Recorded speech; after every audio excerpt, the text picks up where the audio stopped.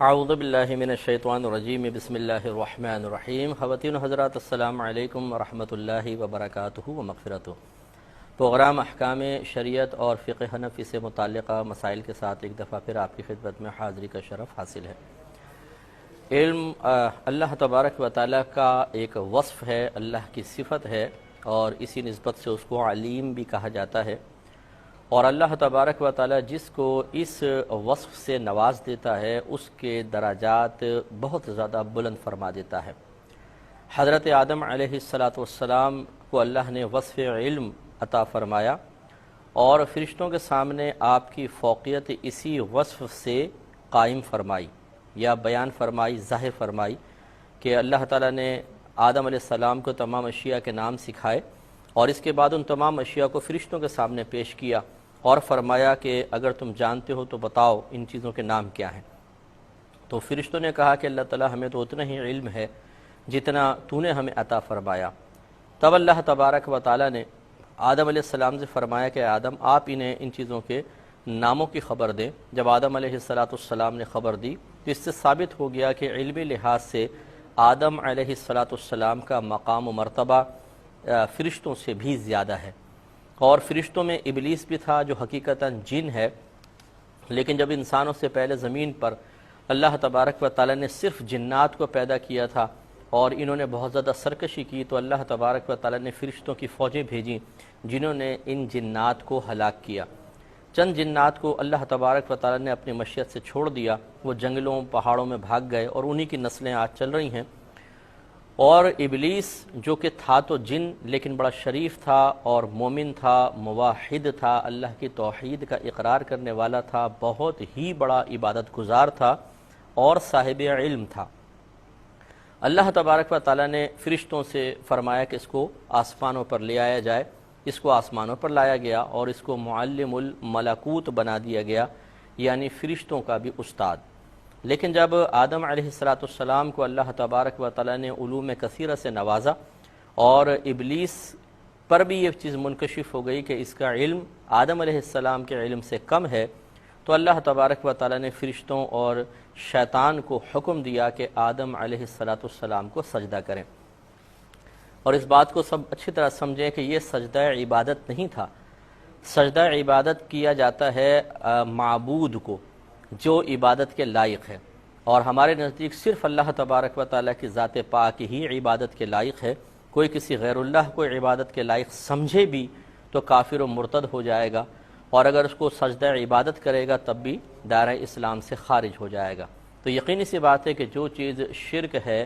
جو چیز انسان کو اسلام سے باہر کر دیتی ہے، اللہ تبارک و تعالیٰ اس کا حکم تو نہیں دے گا۔ تو یہ سجدہ عبادت نہیں تھا بلکہ سجدہ تعظیمی تھا۔ سجدہ تعظیمی کا مطلب یہ ہوتا ہے کہ کسی کو قابل تعظیم سمجھتے ہوئے، لائق تعظیم سمجھتے ہوئے اس کے سامنے سجدہ ریز ہو جانا۔ یہ جو تعظیم بجا لانے کی غرض سے انسان جھکتا ہے اس کو سجدہ تعظیمی کہتے ہیں۔ اور جب آدمی سجدہ تعظیمی کرتا ہے تو تعظیم کی کوئی نہ کوئی وجہ بھی ضرور ہونی چاہیے کہ بھئی اس وجہ سے یہ شخص قابل تعظیم ہے، تو اس کا کوئی بھی انکار نہیں کرے گا۔ تمام مفسرین نے تقریباً یہی لکھا ہے کہ وصف تعظیم، وجہ تعظیم آدم علیہ السلام کا علم تھا کہ آپ کا علم مبارکہ تمام فرشتوں بشمول ابلیس سے بھی زیادہ تھا، لہٰذا اللہ تبارک و تعالیٰ نے ان سب کو حکم دیا کہ آدم علیہ السلام کے سامنے سجدہ تعظیمی کریں۔ لیکن شیطان نے انکار کیا، ابا واستکبر وکان من الکافرین۔ اللہ تبارک و تعالیٰ نے ارشاد فرمایا کہ شیطان نے انکار کیا، تکبر کیا اور کفر کرنے والوں میں سے ہو گیا۔ لہٰذا معلوم یہ ہوا کہ وصف علم انسان کو دیگر جتنے بھی عابدین ہوتے ہیں، عبادت کرنے والے ہیں، چاہے وہ تہجد گزار ہوں، لاکھوں کی تعداد میں درود شریف پڑھنے والے ہوں، کثرت سے نعتیں پڑھنے والے ہوں، قراءت کرنے والے ہوں، عالم کا، علم والے کا مقام ان سب سے بلند و بالا ہوتا ہے۔ اور دوسری بات یہ کہ عالم کے علم کی تعظیم نہ کرنا یہ شیطان کا طریقہ ہے۔ تو جو آج کے دور میں بھی کسی صحیح العقیدہ عالم دین ہو، باعمل ہو، اس سے بدگمانیاں پیدا کر کے سنی سنائی باتوں پر اپنی سوچ و فکر کی بنیاد رکھ کر کسی کے خلاف کوئی مسئلہ کرے، اس کی تعظیم نہ بجا لائے، تو گویا کہ وہ شیطان کے طریقے پہ چل رہا ہے۔ تو پھر اس کو خوف کرنا چاہیے کہ جو انجام شیطان کا ہوا ایسا نہ ہو کہ خدا نخواستہ اس کا بھی ہو۔ اس پر ہم گفتگو مزید کریں گے۔ کالر ہمارے ساتھ ہیں، السلام علیکم۔ تو آپ کی خدمت میں گزارش کر رہے تھے کہ علماء کی علم کی تعظیم بہت زیادہ ضروری ہے، تو اس جو میں نے مختصر سی تمہید باندھی، اس سے دو باتیں معلوم ہوئیں۔ اگر آپ یہ چاہتے ہیں کہ جو عام عابدین ہیں، عبادت کرنے والے ہیں، ان سے آپ کا مقام و مرتبہ بہت زیادہ بلند ہو جائے تو علم حاصل کریں، اور اس میں جتنا اضافہ آپ کر سکتے ہیں کرتے چلے جائیں، تو پھر یاد رکھیں کہ آپ کا مقام اتنا بلند ہو جائے گا کہ انسان عبادت کے ذریعے، اذکار کے ذریعے اور نوافل کے ذریعے کبھی آپ کے قدموں کی گر تک بھی نہیں پہنچ پائے گا۔ اس لیے بہت ضروری ہے کہ نصوص قطعیہ سے نکلنے والے نتائج پر غور و تفکر کر کے اپنے عمل کی بنیاد رکھی جائے۔ دوسری بات یہ کہ آج کل ہر ایک علماء کے خلاف بولنے میں بالکل شرم و عار محسوس نہیں کرتا ہے، وہ اپنے لیے خود از خود کم علمی کے باوجود کچھ ایسے دلائل مقرر کر لیتا ہے کہ بس اس دلیل کی روشنی میں میرے لیے جائز ہو گیا ہے کہ میں علماء کی عزت خراب کروں، ان کے خلاف کلمات نکالوں، ان کے خلاف کچھ بھی بول سکتا ہوں۔ یہ ایک غلط روش ہے، اور میں تو صرف مشورے دے سکتا ہوں۔ بہرحال بہت سے جو خصوصاً جو سوشل میڈیا پر ورک کرتے رہتے ہیں، بیٹھے ہوئے ہیں، سارا دن اس پہ بیٹھے ہوئے ہیں، نہ علم سیکھنا نہ کچھ، ادھر سے معلومات لی ادھر سے معلومات لی، ہم خیال لوگ ہیں، بس وہ آپس میں ایک دوسرے کو شاباشیں دیتے رہتے ہیں اور ایک دوسرے کی حوصلہ افزائی کرتے رہتے ہیں، اور پھر وہ اس ماحول سے باہر نہیں نکلنے پاتے، کیونکہ سوشل میڈیا ایک ایسا جادو ہے کہ جو اس میں گھس گیا وہ اس سے باہر نہیں نکل سکتا، ایک سحر طاری ہو جاتا ہے۔ یہ بھی ایک نشہ ہے، بہت بڑا نشہ۔ میں نے آج کل کے ینگسٹرز میں دیکھا ہے کہ جب تک فیس بک نہ کھول لی جائے، جب تک ٹویٹر نہ کھولا جائے، جب تک وہاں پہ انٹری نہ ہو جائے تو طبیعت میں بے چینی، بے کلی، بے قراری سی رہتی ہے، اور اتنے زیادہ گناہ گار ہو رہے ہیں نوجوان، اتنے زیادہ غیبتیں، چغلیاں اور خلاف شرع باتیں لکھ کر، اور جن چیزوں کی شریعت نے اجازت نہیں دی ہے وہ اپنے پاس سے ان کو اپنے لیے جائز کر کے اور وہ لگے ہوئے ہیں۔ یہ معلوم اس وقت ہوگا کہ جب موت کا جھٹکا لگے گا، جب انسان قبر میں پہنچے گا، میدان محشر میں اللہ تعالیٰ کی بارگاہ میں جواب دہ ہوگا۔ جن علماء جو صحیح العقیدہ علماء ہیں، ان کے خلاف اس طریقے سے معاملات کر کے جب وہ عزت کے ساتھ جنت میں جا رہے ہوں گے اور یہ حساب و کتاب بھگت رہا ہوگا، تب احساس ہوگا کہ یہ ہم نے کتنی بڑی خطا کی تھی۔ اس لیے بڑی احتیاط کرنی چاہیے۔ علماء کی بڑی عظمت ہے، شان ہے۔ شیطان کو بس یاد رکھیے، آپ غور کر سکتے ہیں کہ آپ کون سا عمل کر رہے ہیں، شیطانی عمل کر رہے ہیں، غیر شیطانی۔ شیطان نے تعظیم نہیں کی تھی، تباہ ہوا۔ فرشتوں نے تعظیم کی، اللہ نے ان کو عزت سے نوازا ہے۔ اب یا تو آپ فرشتوں والا کام کریں اور یا شیطانوں والا کام کر لیں، ہر چیز کی ایک دلیل طلب کیا کریں۔ یہ میرا بہت زیادہ مشورہ ہے، جو خصوصاً بچیاں، جو ینگسٹرز ہمارے نوجوان ہیں، سوشل میڈیا سے وابستہ ہیں، آپ کچھ بھی کرنے لگیں، کسی پہ کمنٹس پاس کرنے ہیں، کسی کی کلپ آگے بھیجنی ہے، کچھ چیز فارورڈ کرنی ہے، کسی کے اوپر آپ نے تنقید کرنی ہے، خصوصاً اگر وہ عالم دین ہیں، تو پھر یہ نہ دیکھیں جی میرے گروپ سے، فلاں گروپ سے، یہ ضرور دیکھیں کہ وہ صحیح العقیدہ ہیں، تو پھر آپ یقیناً کسی نہ کسی اچھے مفتی صاحب سے پہلے مشورہ کریں کہ یہ جو میں عمل کر رہا ہوں کیا شریعت مجھے اس کی اجازت دے رہی ہے، تب کریں، ورنہ وبال جان ہے، یاد رکھیں، کیونکہ آپ ایک چیز فارورڈ کر دیتے ہیں، جہاں تک آگے چلتے چلی جائے گی آپ کے لیے گناہ جاریہ ہے، اور یہ آپ بھی جانتے ہیں کہ ایک دفعہ فارورڈ کرنے کے بعد وہ چیز واپس نہیں آتی، وہ ایک گولی ہے جو پستول سے نکل گئی تو اپنے ٹارگٹ پہ جا کے لگے گی، یا مس ہو گیا تو بہرحال پستول میں واپس نہیں آئے گی۔ کالر ہمارے ساتھ ہیں، السلام علیکم۔ تو پچھلے پروگرام میں بھی علم کی فضیلت کے بارے میں نے آپ کی خدمت میں عرض کیا تھا، اور آج بھی یہی میں آپ کی خدمت میں گزارش کروں گا کہ بہت سے لوگ مختلف قسم کی عبادات اور وظائف معلوم کرتے ہیں کہ کوئی ایسا وظیفہ بتائیں جو ہماری درجات کی بلندی کا سبب بن جائے، اللہ تبارک و تعالیٰ کی بارگاہ میں مقام قرب دلوانے میں انتہائی سریع الاثر ہو، کون سے نوافل پڑھیں، کس انداز سے پڑھیں کہ اللہ تعالیٰ کی زیادہ نزدیکی حاصل ہو جائے۔ تو ہم آپ کو ایک وظیفہ ایسا بتاتے ہیں کہ جس وظیفے کو اللہ تبارک و تعالیٰ نے اپنے تمام نبیوں، تمام رسولوں کو عطا فرمایا، اور ان کے وسیلے سے جس بھی امتی کو عطا فرمایا اسے بھی مقام قرب حاصل ہو گیا، اور وہ ہے علم۔ علم دین ایک بہت ہی بڑا وظیفہ ہے۔ علم دین کو سیکھا جائے، اس کو اچھی طرح سمجھا جائے تو انسان انتہائی تیزی سے اللہ تبارک و تعالیٰ کی بارگاہ میں مقبول ہوتا ہے۔ ابھی ہماری عوامی سوچ ہے کہ ہم بعض اوقات، بڑی معذرت کے ساتھ میں جملہ کہہ رہا ہوں، کہ قرآن اور حدیث سے صراحتاً چیز ثابت ہو رہی ہوتی ہے، لیکن ہمارا قلب ایسے مرض کا شکار ہے کہ وہ چیزیں اتنی اثر انداز نہیں ہوں گی جتنا اطراف کا ماحول، کسی شخص کی تعلیم، لوگوں کی باتیں، یہ ہم پر زیادہ اثر انداز ہو جاتی ہیں، اور اس کا نتیجہ نکلتا ہے کہ جو اللہ تعالیٰ اس کے رسول کریم صلی اللہ علیہ وسلم واضح طور پر صراحتاً ارشاد فرما رہے ہیں اس کی طرف توجہ کم ہوتی ہے اور مخلوق کی باتوں کی طرف زیادہ ہو جاتی ہے۔ جیسے اسی مسئلے کو لے لیں کہ علم ایک ایسی چیز ہے جو انتہائی تیزی سے انسان کے درجات کو بلند کرتی ہے، اور اتنا بلند کر دیتی ہے کہ انسان نوافل، مستحبات وغیرہ دیگر عبادات سے وہ مقام قرب کبھی بھی حاصل نہیں کر سکتا ہے۔ لیکن عوام کی توجہ علم کی طرف نہیں ہوگی، ان چیزوں کی طرف ہوگی۔ تہجد، اشراق چاشت، کثرت سے قرآن پاک کی تلاوت، چاہے وہ سمجھ میں آ رہی نہیں آ رہی، درود شریف کی کثرت، تو یہ بہت اچھی چیزیں ہیں، اس کا میں انکار نہیں کر رہا ہوں، یہ مستحبات ہیں۔ لیکن ابھی بات ہماری ہو رہی ہے کہ اللہ تعالیٰ کی بارگاہ میں مقام قرب حاصل کرنے کے سلسلے میں سب سے زیادہ تیز اثر رکھنے والی کون سی شے ہے کہ جو درجات کی بلندی کا سامان کرتی ہے۔ تو گویا کہ ایک طرف علم ہے اور ایک طرف یہ عبادات ہیں۔ علم زیادہ تیزی سے اللہ کی بارگاہ میں لے کر پہنچاتا ہے اور انسان کا ایک مقام بنا دیتا ہے،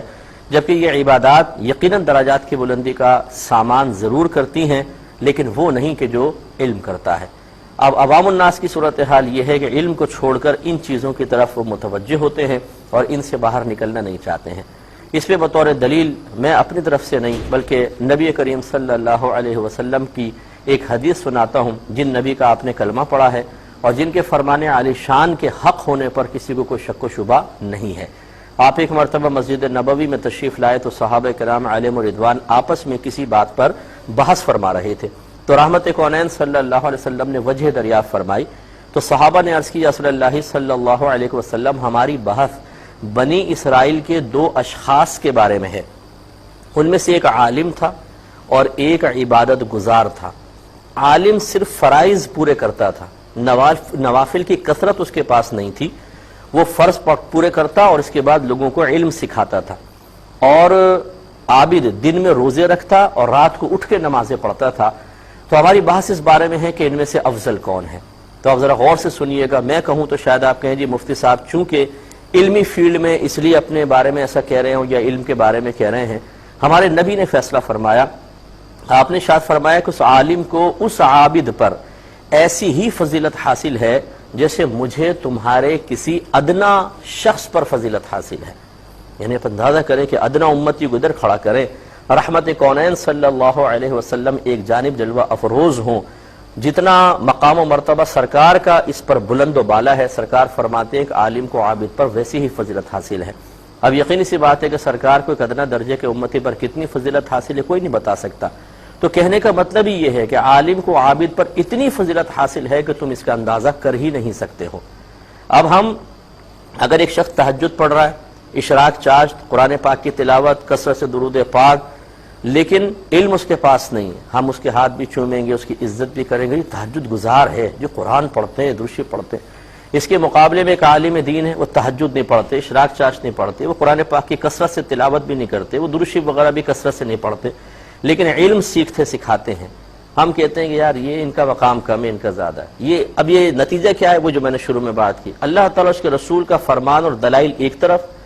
عوامی ماحول، عوام کا رویہ، عوامی تعلیمات، عوام کی باتیں، افواہیں ایک طرف، یہ زیادہ اثر انداز ہوتی ہیں۔ اللہ تعالیٰ اس کے رسول کی باتوں کی طرف کوئی توجہ نہیں کرتا، اس پہ ہمیں توجہ کرنے کی ضرورت ہے۔ ایک کالر ہمارے ساتھ ہے، السلام علیکم۔ تو آپ کی خدمت میں گزارش کر رہے تھے کہ آپ کو یہ بات تسلیم کرنی ہی پڑے گی۔ پچھلے میں نے پروگرام میں حضرت آدم علیہ السلام کی وجہ تعظیم ذکر کی تھی کہ علم تھا، شیطان اور تمام فرشتوں کو سجدہ کرنے کا حکم دیا گیا۔ حالانکہ آدم علیہ السلام کے پاس عبادات کی بھی کثرت نہیں ہے، لیکن پھر بھی آپ کو فوقیت حاصل ہے۔ اسی طرح میرے آقا صلی اللہ علیہ وسلم نے جب سفر معراج پہ تشریف لے جانے کے لیے مسجد حرام سے مسجد اقصی تک آپ پہنچے تو وہاں تمام انبیاء علیہ السلام موجود ہیں، مصلی خالی ہے، کون نماز پڑھائے گا؟ رحمت کونین صلی اللہ علیہ وسلم آگے تشریف لائے اور آپ نے مصلی پہ نماز پڑھائی۔ پیچھے ابو البشر، تمام انسانوں کے والد آدم علیہ السلام بھی ہیں، نوح علیہ السلام، یوسف علیہ السلام، ایوب علیہ السلام، سب کھڑے ہیں، لیکن سرکار امامت فرما رہے ہیں۔ تو علماء فرماتے ہیں کہ سرکار کی امامت فرمانے کا کی وجہ یہ تھی، اس کے حقدار ہونے کی وجہ یہ تھی کہ آپ علمی اعتبار سے تمام انبیاء کرام سے فوق ہیں۔ عبادت کی وجہ سے تو نہیں تھا نا، کیونکہ رحمت کونین صلی اللہ علیہ وسلم نے، ابھی تو یہ ہجرت سے پہلے کا واقعہ ہے سفر معراج کا، ابھی تو بہت سارے احکام نازل بھی نہیں ہوئے ہیں، 10 سالہ مدنی زندگی میں کثرت سے احکام نازل ہوئے ہیں، اور ادھر پیچھے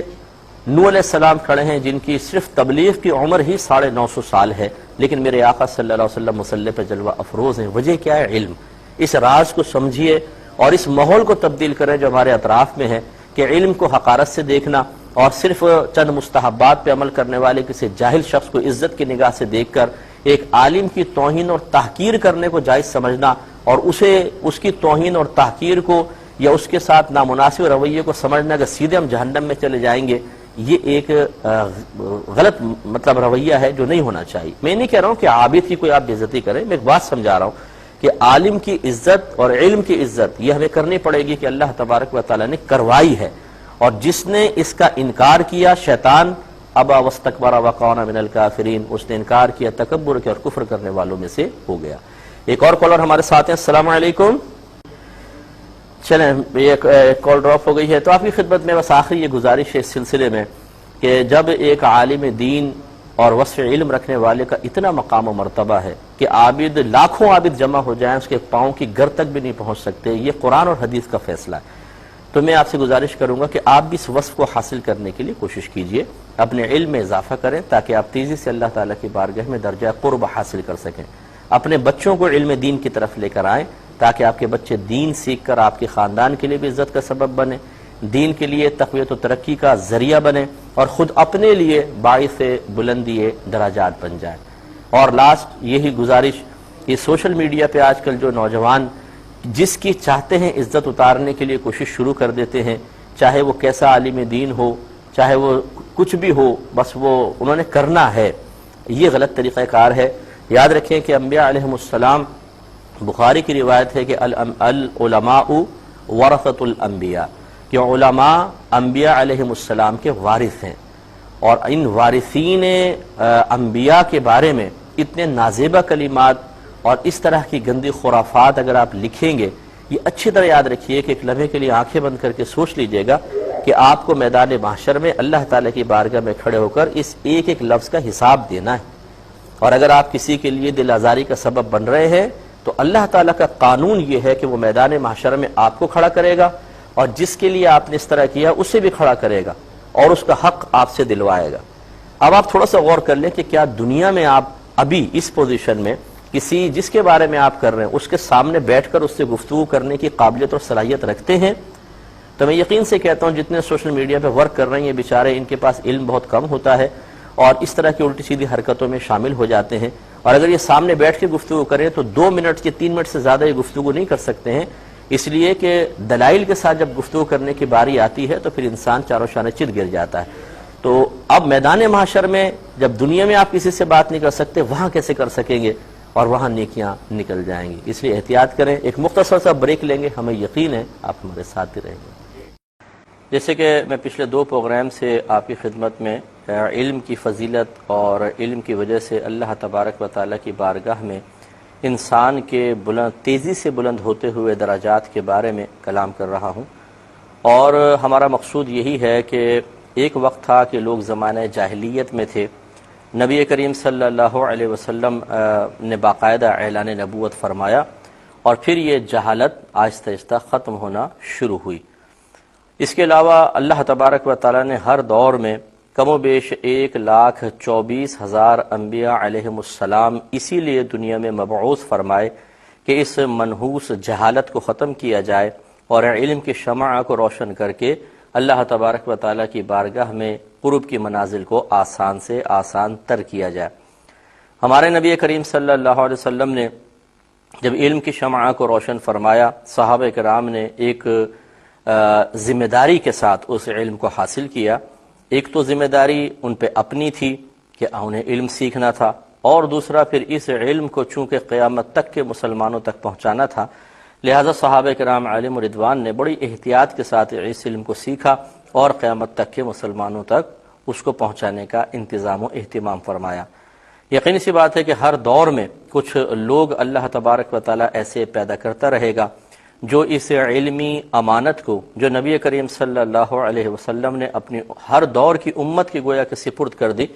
اور حکم یہ فرمایا کہ اب اسے امت کے اگلے لوگوں تک پہنچایا جائے۔ تو پھر ضروری ہے کہ ہر دور میں ایسے افراد پیدا ہوتے رہیں، ایسے افراد کو تیار کیا جاتا رہے۔ اگر یہ سلسلہ رک گیا تو یقیناً علمی امانت آگے نہیں جائے گی، اور جب نہیں جائے گی تو لوگ پھر اسی زمانے جاہلیت کی طرف لوٹ جائیں گے جہاں ظلم و ستم اور کفر عام ہوتا ہے۔ اس لیے یہ بہت بڑی سعادت کی بات ہے کہ اللہ تبارک و تعالیٰ کسی دور میں کسی کو اپنے دین کے علم کے فروغ اور ترقی کے لیے استعمال فرما لے۔ بہت بڑی سعادت کی بات ہے، وہ چاہے آپ اور میں خود ہوں، یا اگر ہماری کوئی کثرت مصروفیات ہیں، دیگر وہ جو اور معاملات ہیں، تو اپنی اولاد، اپنی نسلوں میں سے کسی کو تیار کریں تاکہ وہ اس مشن کو لے کر آگے چلے۔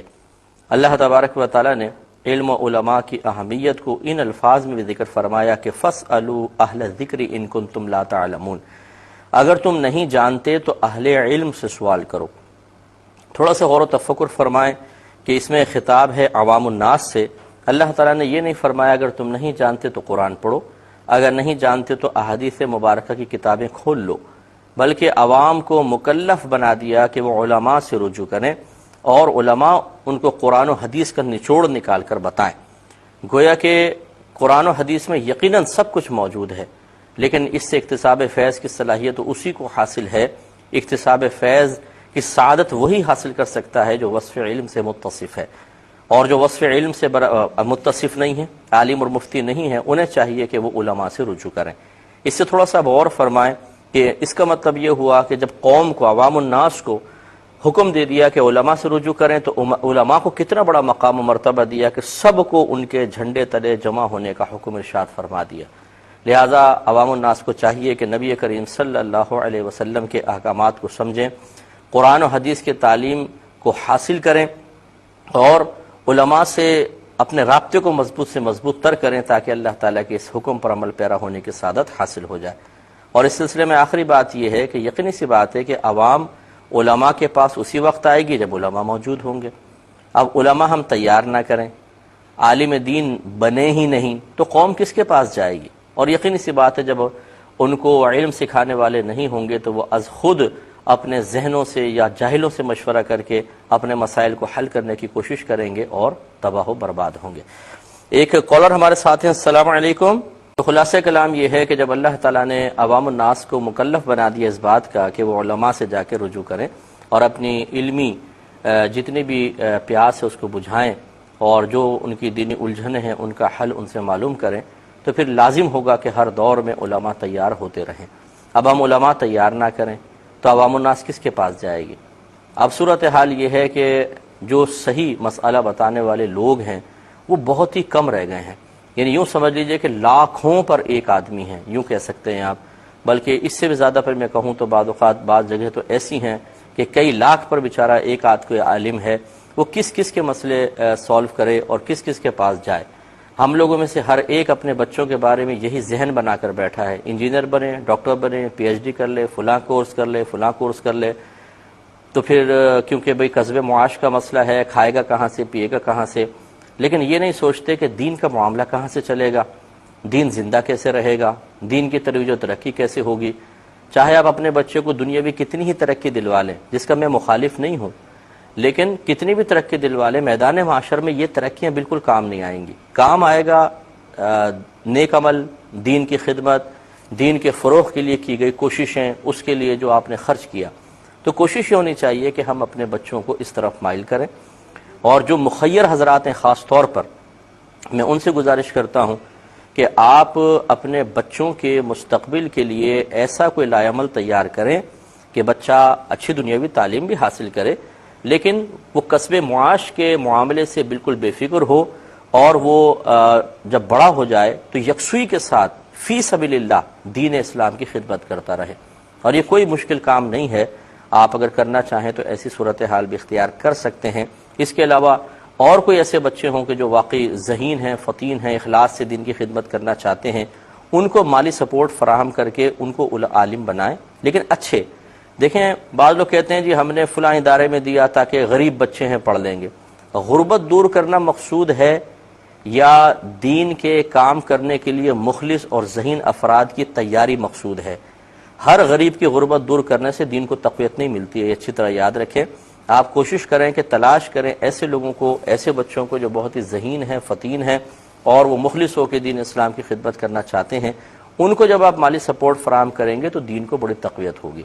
ورنہ میں خود ایسی جگہیں جانتا ہوں کہ سینکڑوں بچے وہاں پڑھ رہے ہیں، لیکن ایسی نکمے قسم کے بچے ہیں جن کو نہ جو دنیاوی تعلیم سے کوئی شغف ہے، نہ وہ شہری لوگوں سے ذہنی ہم آہنگی رکھتے ہیں، اور مدرسوں میں قیام بھی کیا ہوا ہے، کھا رہے ہیں، پی رہے ہیں، لباس بھی ان کو مل رہے ہیں، لیکن فارغ ہونے کے بعد خدمت دین کا وہ جذبہ ان میں نہیں ہے جو ہونا چاہیے. تو اس لیے اچھی طریقے سے سوچ سمجھ کر پری پلان ہمیں ایسے افراد تیار کرنے چاہیے کہ جو قدیم و جدید علوم کو جانتے ہوں، دینی اور دنیاوی علوم کے حامل ہوں اور بہت اخلاص سے دین اسلام کی خدمت کریں، تو پھر یہ دین زندہ رہے گا، ورنہ بہت ہی مشکل معاملات ہو سکتے ہیں. علم کا حاصل کرنا آپ کو معلوم ہے کہ ہر عاقل بالغ مسلمان مرد و عورت پر فرض ہے، اور ترک فرض بہت بڑا گناہ ہوتا ہے. تو لہذا بہت سارے بھائی بہن ایسے ہوتے ہیں کہ جو علم دین باقاعدہ نہیں سیکھتے ہیں. ان کی بس یہی ایک روٹین ہے، روش ہے کہ جب ضرورت کوئی پیش آئی اور موڈ بھی ہوا تو کسی سے پوچھ لیا اور اپنے مسئلے کو حل کیا. باقی انہیں کہتے ہیں ہماری زندگی میں تو کوئی مسئلہ ہی نہیں ہے، لیکن حقیقتاً بہت زیادہ مسائل ہوتے ہیں جس کا خود ہمیں شعور حاصل نہیں ہوتا ہے. اس لیے سب سے پہلے تو یہ بات جاننا بہت ضروری ہے کہ ہمیں کون کون سے علوم سیکھنا ضروری ہیں، اور پھر تحصیل علم کے سلسلے میں کن سے رجوع کیا جائے. تو پہلے فرض علوم کے بارے میں تھوڑی سی بات میں عرض کرتا ہوں. آپ میں سے بہت سارے جانتے ہوں گے لیکن عیادہ بہتر ہے. پہلا علم جو ہمیں سیکھنا ہوتا ہے وہ ہے عقائد کا علم. عقیدے سے مراد وہ عقائد کہ جن کو اگر نہیں سیکھیں گے، جن کو دلائل سے نہیں سمجھیں گے اور کوئی خرابی پیدا ہوئی تو انسان یا تو کافر ہو جاتا ہے یا بدعتی ہو جاتا ہے. اور وہ مخصوص ٹاپکس ہیں، مثال کے طور پہ اللہ تبارک و تعالیٰ کی ذات و صفات کا علم، آسمانی کتابیں، نبوت، رسالت، نبی و رسول، جنت دوزخ، جن فرشتے، تقدیر اور آخرت. یہ وہ کچھ میں نے ٹاپکس آپ کو گنوائے ہیں جو ہمارے بنیادی عقائد اسلام ہیں. یعنی اگر ان کو ہم ان سے متعلقہ عقائد نہیں سیکھیں گے تو سمجھ لیں اسلام کی بنیاد ہی حاصل نہیں ہے. اور اس سیکھنے سے مراد یہ نہیں ہے کہ کسی کے ساتھ بیٹھ گئے ہم نے، جیسے سکولز میں ہیں، کالجز میں، یونیورسٹیز میں، کینٹین میں بیٹھے ہوئے ہیں، گفتگو چل رہی ہے. اسی طرح محلے میں چند نوجوان مل گئے، تھوڑی تھوڑی اپنی معلومات کو شیئر کیا اور کسی ایک نتیجے پہ پہنچنے کی کوشش کرتے ہیں. اس طریقے سے ہرگز نہیں کرنا چاہیے کیونکہ اس سے عقیدے میں بگاڑ پیدا ہوتا ہے. یوں ہی آج کل ہم نے عقیدہ سیکھنا شروع کر دیا ہے سوشل میڈیا سے، جس پر ایک سے ایک بڑا جاہل بیٹھا ہوا ہے جو اپنے آپ کو بہت بڑا عالم ثابت کرنے کی کوشش کرتا ہے. میں نہیں کہہ رہا ہوں کہ معذاللہ جو بھی سوشل میڈیا پہ بیٹھے ہیں سب کے سب جاہل ہیں، ایسا نہیں ہے، لیکن بہرحال جہلاء کی بہت بڑی تعداد ہے کہ جو وہاں پر بیٹھے ہوئے ہیں وہ کہتے تو یہی ہیں کہ بعض اوقات برملا اظہار کر دیتے ہیں کہ جی ہم عالم تو نہیں ہیں لیکن ہم علماء سے پوچھتے ہیں. اور وہ کون علماء ہیں؟ ایسے ہی. اور بعض ایسے میں خود ان کو پرسنلی طور پہ جانتا ہوں جن کو الف بے بھی نہیں آتی دین کی، لیکن وہ اسٹڈی اپنی پرسنل اسٹڈی کر کے آج میڈیا پر اس پہ سوشل میڈیا پر بیٹھ کر علماء کو چیلنج کرتے ہوئے نظر آئیں گے. اور ہماری عوام تو عوام ہے ہی بیچاری، وہ یہ سمجھتی ہے کہ یہاں بیٹھا ہوا ہر شخص بہت بڑا عالم ہے. تو اگر آپ ان کی وہاں پہ لائک کرنے والے لوگوں کو دیکھیں جو ان کے مسلسل ان کی ویب سائٹ یا فیس بک پہ ان کے پیج پہ وزٹ کرنے والے ہیں، ان کی تعداد دیکھیں تو بڑی کثیر آپ کو نظر آئے گی. جس کثرت کو دیکھ کر مزید لوگ متاثر ہو جاتے ہیں کہ نہیں یہ ضرور کوئی نہ کوئی صاحب علم شخصیت ہیں تبھی تو اتنے لوگ ان کے پاس آ رہے ہیں. تو کثرت سے لوگوں کا آنا کسی کی علمیت کی دلیل نہیں ہوتی. اور وہ جو بعض اوقات اپنے ویڈیو کلپس ڈال کر ایک یہ بھی میں نے ایک طریقہ دیکھا ہے مشہور ہونے کا کہ آپ بڑے بڑے جو مشہور لوگ ہیں جو واقعی صاحب علم ہیں کسی نہ کسی جہت سے ان کی مخالفت کرنا شروع کر دیں تو خود بخود آپ لائٹ میں آ جائیں گے. لوگ کہیں گے کہ یار اتنا بڑا یہ شخص ہے، اتنا بڑا عالم ہے کہ اتنے بڑے بڑے علماء کو چیلنج دے رہا ہے تو ضرور کچھ نہ کچھ ہے. حالانکہ ان کو ذرا سامنے بٹھا کے گفتگو کر لیں تو پتہ چل جائے کہ آٹے دال کا بھاؤ کہ الف بے دین کی آتی نہیں ہے، بس یہاں سے بخاری پڑھ لی، یہاں سے شرح پڑھی، یہاں سے وہ پڑھی، نہ درس نظامی کمپلیٹ کیا ہوا ہے، نہ علوم اور فنون پہ دسترس حاصل ہے، اور وہ بیٹھ گئے عالم بن کر اور بڑے بڑے علماء کو چیلنج دیتے ہوئے نظر آتے ہیں، اور ان کے متبعین بھی کثیر ہیں، کیونکہ ہمارے یہاں تو جہالت انتہائی زیادہ ہے کہ خصوصاً ہم اپنے ایمان کو کسی کے حوالے کرنے کے سلسلے میں ذرہ برابر دیر نہیں کرتے ہیں۔ پیسہ انویسٹ کریں گے تو 50 دفعہ سامنے والے کو کھنگالیں گے۔ بچوں کو اسکول کالج میں داخلہ کرانا ہے تو اچھی طریقے سے معلومات حاصل کریں گے، کسی سے ٹیوشن پڑھوانی ہے تو اچھی طرح دیکھیں گے، اگر اپنا کوئی کیس کسی وکیل کے حوالے کرنا ہے تو اچھی طریقے سے انویسٹیگیشن کرنے کے بعد پھر کسی وکیل کا انتخاب کیا جائے گا۔ بیٹا بیٹی کی شادی کرنی ہے تو انتہائی گہرائی میں اتر کر معلومات حاصل کر کے پھر بیٹی کا ہاتھ کسی کے ہاتھ میں دیتے ہیں، لیکن دین کا معاملہ اتنا لاوارث ہو گیا ہے معاذ اللہ، اور اتنا ہمارے نگاہوں میں کمتر اور حقیر ہو گیا ہے کہ جس کے چاہے ہاتھ میں دے دیں، اپنے ایمان کو اور اس کی تعلیمات حاصل کر کے اپنے آپ کو تباہ و برباد کریں۔ اس کے لیے کوئی احتیاط نہیں چاہیے، اس کے لیے کسی کے پاس جانے کی ضرورت نہیں ہے، بس آپ فیس بک پر بیٹھیے اور سرچ کیجئے، اس میں جو آپ کو سامنے نظر آئے بس وہ ہمیں متاثر کر دے، اس کی کوئی بات دل پر لگ جائے، یہی سب سے بڑا عالم ہے۔ حالانکہ اگر دل اتنا ہی آپ کا بہترین فیصلہ کرنے والا ہے تو لائیے پھر میں آپ کو کہتا ہوں آپ اپنا گھر کا زیور وغیرہ بیچ کر اور پھر بغیر کسی سے مشاورت کے کسی شخص کے پاس انویسٹ کر کے دیکھیں 40-50 لاکھ، پھر پتہ چلے تو کبھی بھی نہیں کریں گے، اس کے لیے مشاورت چاہیے، اور پھر وہ مشاورت کے بعد بھی اتنا ہیوج اماؤنٹ کسی کے ہاتھ میں دیتے ہوئے 10 دفعہ انسان خوفزدہ ہوتا ہے، اور دینے کے بعد بھی تسلسل سے رابطہ رکھتا ہے کہ کہیں ایسا نہ ہو میرا پیسہ ڈوب جائے۔ کہتے ہیں یار آج کل زمانہ بڑا خراب ہے بھائی، کسی کے بارے میں کچھ پتہ نہیں ہوتا، حالانکہ زمانے کو تو برا کہنے نہیں چاہیے، معاشرہ بڑا خراب ہو گیا جی، کچھ پتہ نہیں، کسی کے چہرے پہ کوئی لکھا ہوا ہے۔ اچھا تو پھر یہ جو آپ نے سوشل میڈیا پر کسی شخص پر اعتماد کر کے اپنا سب کچھ دین کے معاملے میں اور اخروی معاملے میں اس کے حوالے کر دیا ہے، وہاں پر آپ نے یہ نہیں سوچا کہ ہر ایک کے ہر داڑھی والا آپ کو ہدایت دے دے گا، ضروری کوئی ہے؟ اور کتنے ایسے ہیں کہ جو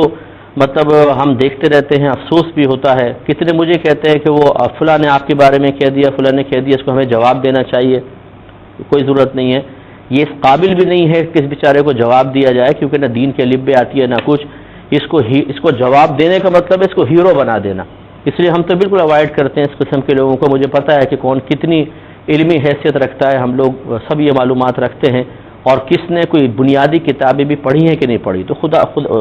گزارش یہ ہے کہ خصوصاً جن کے بچے سوشل میڈیا پر جاتے ہیں، ماں باپ کو بھی دیکھ بھال کرنی چاہیے۔ یاد رکھیں آپ اگر صحیح العقیدہ ہیں تو ضروری نہیں ہے کہ آپ کی اولاد صحیح العقیدہ رہے گی۔ اگر آپ نے اس طرح شترے بے مہار ان کو چھوڑ دیا، گھر سے ان کو دین کے لبے سکھائی نہیں، اور ان کو چھوڑ دیا کہ تم خود جا کر خود فیس بک پر اور کسی بھی اور ذریعے سے اپنی آخرت کی بہتری کے لیے کسی کو اپنا رہنما اور لیڈر چن لو، تو پھر یہ ہو سکتا ہے، اللہ نہ کرے لیکن ہو سکتا ہے کہ آپ صحیح العقیدہ ہوں اور آپ کا بیٹا یا آپ کی بیٹی پکی بدعقیدہ بن کر اپنی نسلوں کو تباہ کر رہی ہو، جیسے کہ ہم یہ مناظر دیکھ رہے ہیں۔ اس لیے تھوڑا سا اس میں احتیاط کریں، عقائد بالکل صحیح آپ پہلے غور و تفکر کریں، اس کے بعد صحیح شخص سے سیکھیں گے تو پھر صحیح رہے گا، ورنہ بڑا پرابلم ہے۔ اس لیے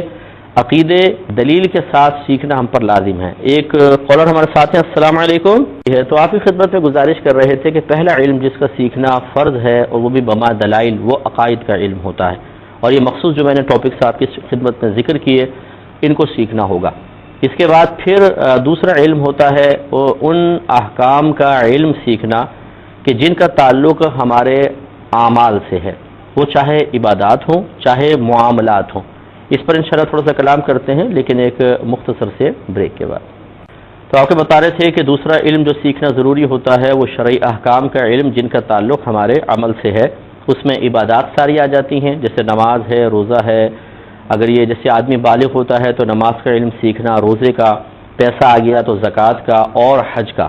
اسی طرح قربانی کا ایام آئے تو پھر اس کو قربانی کے مسائل سیکھنا بھی ضروری ہوں گے کہ مجھ پہ قربانی واجب ہے یا نہیں، اور اگر ہے تو پھر دیگر مسائل کے جانور وغیرہ کیسے لانا چاہیے، ذبح کے مسائل، دیگر تمام چیزیں۔ اور اسی طرح جب نماز فرض ہوئی ہے تو پھر وضو، غسل، کپڑے پاک کرنا، تیمم کا مسئلہ، ایسی اگر بچی ہے تو حیض و نفاس کے سارے مسائل سیکھنا لازم ہو جاتے ہیں۔ پھر باہم معاملات یہ بھی عمل کے اندر آتے ہیں، جیسے آپ خرید و فروخت آپس میں کر رہے ہیں، یہ شرکت کرتے ہیں، پیسہ دونوں طرف سے انویسٹ کر رہے ہیں، یا مداربت ہے، ایک طرف سے پیسہ دوسری طرف سے عمل ہے اور پروفٹ میں آپ دونوں شریک ہو جائیں، اس کو مداربت کہتے ہیں۔ ایسی کرائے پہ چیز کو لینا دینا ہے پھر شادی بیاہ کے معاملات ہیں، باقاعدہ شادی ہوتی ہے، اس میں اس کے سارے احکام سیکھنا، تو شوہر پہ لازم ہوتا ہے کہ شادی سے پہلے ہی طلاق کے سارے مسئلے اس کو آنے چاہیے، نان نفقے کے، مہر کے مسائل اس کو پتہ ہونے چاہیے، بیوی کا کیا کیا حق اس پر ہے، اور وہ بیوی سے کیا کیا اپنے مطالبات منوا سکتا ہے، یہ سب کا سب علم اس کے پاس ہونا چاہیے۔ ایسی بچی کو معلوم ہونا چاہیے کہ شوہر کا مجھ پہ کیا حق ہے، ساس نندوں اور دیور جیٹھ ان کے کیا احکام مجھے سیکھنے ہیں تاکہ وہ ان کو پورا کر سکے۔ اور اس میں اب عموماً دیکھیں گے کہ ہم بالکل کورے ہوتے ہیں، کسی کو کچھ بھی پتہ نہیں ہوتا ہے، دنیاوی طور پہ سب کچھ معلومات ہوتی ہیں لیکن دینی معاملہ بالکل صفر ہوتا ہے۔ اسی لیے بعض خواتین ایسے مسئلے پوچھتی ہیں کہ مجھے انتہائی افسوس ہوتا ہے کہ یہ تو ان کو شادی سے بہت پہلے سیکھ لینے چاہیے تھے، اور وہ کچھ بھی نہیں پتہ ہے، بس اپنی زندگی کہتے ہیں بڑی پرسکون زندگی گزار رہے ہیں۔ یہ سکون تو آپ کو معلوم ہوگا مرنے کے بعد، کہ کتنی آپ کی پرسکون زندگی گزری ہے اور کتنی نہیں۔ ہم بس دنیا کے اندر کوئی کرائسس میں مبتلا ہو جائیں تو وہ بے سکون زندگی ہے، اور دنیا میں اگر کوئی مشکل نہیں آ رہی تو وہ پرسکون زندگی ہے۔ حالانکہ حقیقی زندگی آخرت کی زندگی ہے، جو دین سیکھے بغیر کبھی بھی پرسکون نہیں ہو سکتی، ورنہ آپ کو اس پہ دلیل لے آئیں۔ خالی آپ کی سوچ اور فکر کے نتیجے سے تو اللہ تبارک و تعالیٰ اپنے تمام قوانین نہیں بدل دے گا نا، اس نے کچھ قانون بنائے ہیں، کچھ اس کے لاز ہیں جن کو ہمیں فالو کرنا ہوگا، نظر انداز کریں گے تباہ ہوں گے۔ تیسرے علم کے بارے میں کلام کریں گے۔ پہلے کالر ہیں، السلام علیکم۔ آخری جو تیسرا علم جو سیکھنا فرض ہے وہ ہے گناہوں کا علم، جس پر میرے جو زندگی ہے، جو 20-25 سال میں نے دینی ماحول میں جو زندگی گزاری ہے اور پبلک سے میرا جو رابطہ رہا ہے، اس کا میں نتیجہ اگر نکال کے یہ کہوں کہ 1 کروڑ مسلمانوں میں سے کوئی 1 یا 2 آدمی ایسے ہوں گے کہ جو گناہوں کی صحیح معرفت رکھتے ہوں تو یہ بیجا نہیں ہوگا، کیونکہ ہم سیکھتے ہی نہیں ہے کہ گناہ ہوتے کیا ہیں، کیا کون سا گناہ، اس کا کیا نام ہے، اس کا کیا انٹروڈکشن ہے، شریعت اس کے بارے میں کیا حکم ارشاد فرماتی ہے، وہ صغیرہ ہے کبیرہ ہے، اس پہ توبہ کا طریقہ کیا ہے، اس کے علاج کا طریقہ کیا ہے۔ یہ تمام چیزیں سیکھنا ہم پر فرض ہیں، لیکن ہم انتہائی غافل ہوتے ہیں۔ نہ ماں باپ کو پتہ ہے کہ گناہ کیا ہے تو وہ اولاد کو کیا سکھائیں گے، اور اولاد باہر جا کر پھر بیچاری خود از خود کسی بھی ذریعے سے ادھر ادھر چند گناہوں کے بارے میں معرفت حاصل ہوتی ہے، باقی کسی گناہ کے بارے میں نہیں پتہ ہوتا۔ تو یہ تین طرح کے علوم ہیں جن کا سیکھنا فرض ہے۔ اب چونکہ میں جوابات کی طرف آؤں گا تو انشاءاللہ نیکسٹ پروگرام میں کل ہمارا اتوار کو ہوگا، تو اس میں انشاءاللہ ان کے حصول کے طریقے آپ کی خدمت میں عرض کروں گا کہ کہاں سے اور کس طریقے سے ہم ان کو سیکھ سکتے ہیں۔ پچھلے پروگرام میں آپ کو بتایا تھا کہ 3 طرح کے علوم کا سیکھنا ہر عاقل بالغ مسلمان مرد و عورت پر فرض ہے، اور جو چیز شریعت کی جانب سے فرض قرار دے دی جائے اس میں پھر ضرورت کا انتظار نہیں کرتے ہیں کہ ضرورت ہوگی تو فرض پورا کریں گے ورنہ نہیں، بلکہ فرض کا تو ارتکاب کرنا ہے۔ اگر کسی چیز کا کرنا فرض ہے تو کرنا ہوگا، کسی چیز سے بچنا فرض ہے تو اس سے بچنا ہی ہوگا۔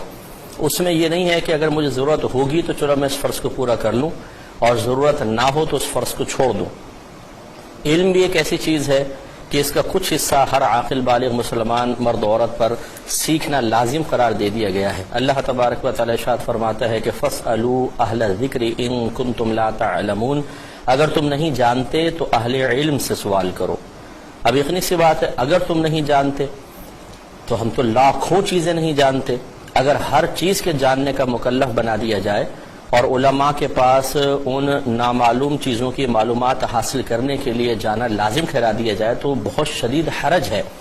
تو ضرور اس کا کچھ نہ کچھ ایسا حصہ ہوگا کہ جو بغیر حرج اور تکلیف کے ہم آسانی سے سیکھ سکیں، یا اگر بالفرض اتنے حصے میں اگر حرج یا کوئی مشقت محسوس ہو تو اس کو برداشت کرنا ہی پڑے گا، باقی تمام علوم کا سیکھنا لازم قرار نہیں دیا گیا ہے۔ تو ہمیں وہی مقدار سیکھنی ہوگی، اسی مقدار کے بارے میں اولا جاننا ہوگا کہ وہ کتنی مقدار ہے اور کون کون سے علوم ہیں، جس کی تفصیل میں نے پچھلے پروگرام میں عرض کی تھی۔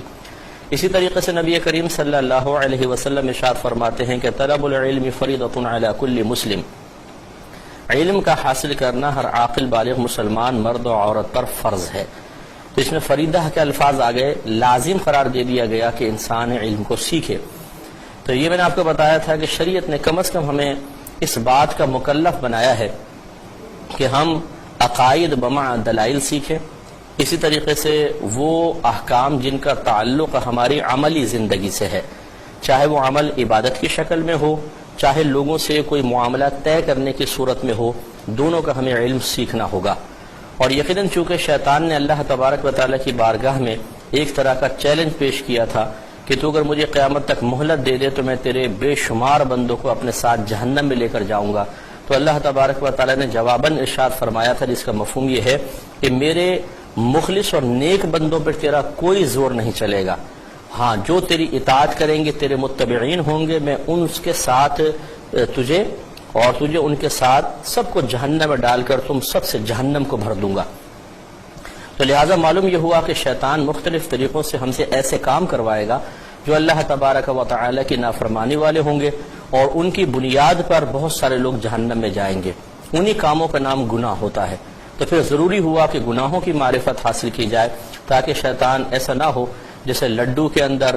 زہر ڈال کر کسی کو دے دیا جائے، تو لڈو میں خوشبو بھی ہے، مزہ بھی ہے، ذائقہ بھی ہے، میوے بھی ہیں، سب کچھ ہے، لیکن جب وہ زہر ہمارے اندر پہنچتا ہے تو وہ تباہ و برباد کر دیتا ہے اور انسان دم توڑ دیتا ہے۔ اسی طرح گناہوں کے لڈو شیطان نے تیار کیے ہوئے ہیں، اور وہ مختلف لڈو مختلف لوگوں کو مختلف مقامات پر مختلف اوقات میں مختلف انداز سے پیش کرتا ہے،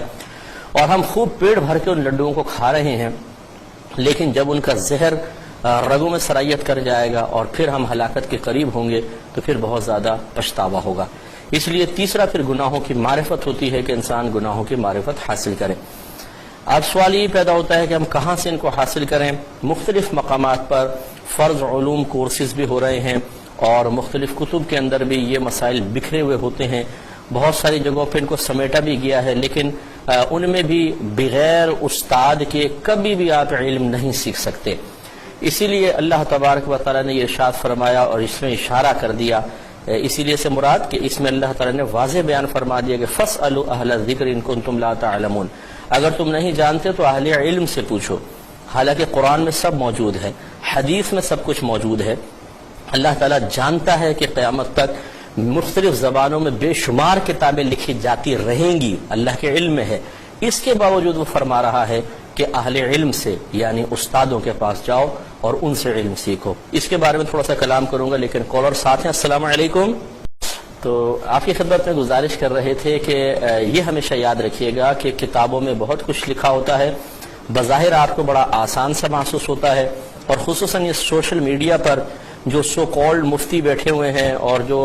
دین کا پورا ٹھیکہ ہاتھ میں لے کر بیٹھے ہوئے ہیں کہ ہم دین کا دفاع کر رہے ہیں، ہم مسلکوں کا دفاع کر رہے ہیں، اور واقعی وہ صاحب علم نہ ہو۔ ہر ایک ایسا نہیں بیٹھا ہوا، بہت سے صاحب علم بھی ہیں، سلجھے ہوئے لوگ بھی ہیں، دین کی اچھی خدمت بھی کر رہے ہیں، ترویج و ترقی کا سبب بھی بن رہا ہے،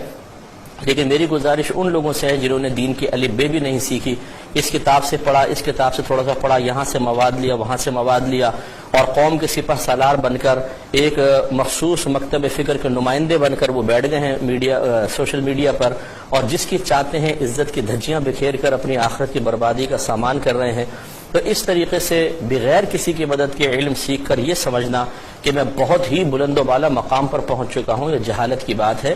آپ وہ حکمت نہیں جانتے جو یقیناً اللہ تبارک و تعالی جانتا ہے، اسی لیے اللہ تعالیٰ نے ارشاد فرمایا کہ فَاسْأَلُوا أَهْلَ الذِّكْرِ إِن كُنتُمْ لَا تَعْلَمُونَ، اگر تم نہیں جانتے تو اہل علم سے سوال کرو۔ لہٰذا اہل علم سے رابطہ رکھنا بہت ہی زیادہ ضروری ہوتا ہے۔ اب آپ کا سوال یہ ہوگا کہ وہ کون سے اہل علم ہیں اس دور میں کہ ہم ان سے رابطہ رکھیں؟ اس میں بھی ایک بہت بڑی تفصیل ہے۔ ایک کا نام لیتے ہیں، دوسرا ناراض ہو جاتا ہے کہ جی میرا نام کیوں نہیں لیا۔ ایک کا ذکر کرتے ہیں تو دوسرے کو تھوڑا حسد پیدا ہوتا ہے کہ یہ شاید آپ کے اپنے ہوں گے اسی لیے آپ نے نام لیا۔ اس لیے میں مختلف کتابوں کا نام لیتے ہوئے کسی خاص فرد کا یا مخصوص افراد کا نام لیتے ہوئے گھبراتا ہوں کہ اس سے بہت زیادہ پھر ہمیں مسائل کا سامنا کرنا پڑتا ہے، کیونکہ ہمارے ہاں وسعت ظرفی نہیں ہے، ہمارے ذہن بہت چھوٹے ہو چکے ہیں، ون مین شو بننے کی بہت زیادہ عادت ہو گئی ہے، ہر کام کا کریڈٹ خود لے جانے کی اتنی عادت پڑ چکی ہے کہ دوسرا کتنا ہی اچھا کام کرے ہم کہتے ہیں تو چھولے بیچ رہا ہے، اور ہم چاہے کتنا ہی معمولی کام کریں ہماری واہ واہ ہونی چاہیے۔ ایسی صورتحال میں پھر محتاط مسئلہ یہی ہے کہ ایک طالب علم کی حیثیت سے جو کچھ میں نے اپنے بزرگوں سے سیکھا ہے، جو کچھ میں نے کتابوں سے پڑھا ہے اور جو نتائج اخذ کیے ہیں، یا تو ان کو کتابی شکل میں لایا جائے، انتہائی عام فہم شکل میں کہ عوام بھی ان کو آسانی سے پڑھ سکے، اور اس کے ساتھ ایک رابطہ نمبر بھی دیا جائے کہ کوئی بات مشکل لگے تو آپ معلوم کریں۔ تو اس پر میں انشاءاللہ ورک کر رہا ہوں کہ ان تمام چیزوں کے لیے ہم کتب لکھ رہے ہیں، لیکن اس پر ٹائم لگے گا۔ اور دوسرا ایک یہ ہمارا پروگرام بھی ہے، تو میرا یہ ارادہ ہے کہ انشاءاللہ میں کم از کم فرض علوم جتنے بھی ہیں وہ آپ کو اس احکام شریعت کے سٹیج سے ایک دفعہ بیان کر دیے جائیں۔ اسی لیے یہ تمہید بھی میں نے کافی لمبی اس پر باندھی کہ اور عذر میں نے آپ کو پہلے بیان کر دیا کہ کیا وجہ ہے کہ اگر کسی معقول شخص کا اگر نام لیا جائے تو دیگر بہت سے غیر معقول بیچارے پریشان ہو جاتے ہیں اور کہتے ہیں کہ جی ان کا نام لے دیا، ہمارا نام کیوں نہیں لیا؟ یعنی باقاعدہ فون کر کے میسیجز پہ اور اس طریقے سے اپنا شکوہ کا اظہار کرنا کہ ہمارا نام بھی لیا جائے، تو اس لیے پھر وہ ہم محتاط ہو کر کے نام کسی ایک کا لینے سے بڑے مسائل پیدا ہوتے ہیں۔ تو ہم گزارش کریں گے کہ نیکسٹ سیٹرڈے سے انشاءاللہ عز و جل احکام شریعت کے شروع میں جو ہمیں تھوڑا بہت موقع ملتا ہے پھر تو ہم کالز کی طرف آ جاتے ہیں، اس میں انشاءاللہ فرض علوم سکھانے کا آغاز کیا جائے گا۔ آپ سے میری گزارش ہے کہ خود بھی ریگولر اس پروگرام کو دیکھیں اور جتنے لوگوں تک یہ پیغام آپ پہنچا سکتے ہیں پہنچا کر انہیں بھی دیکھنے کی طرف مائل کریں۔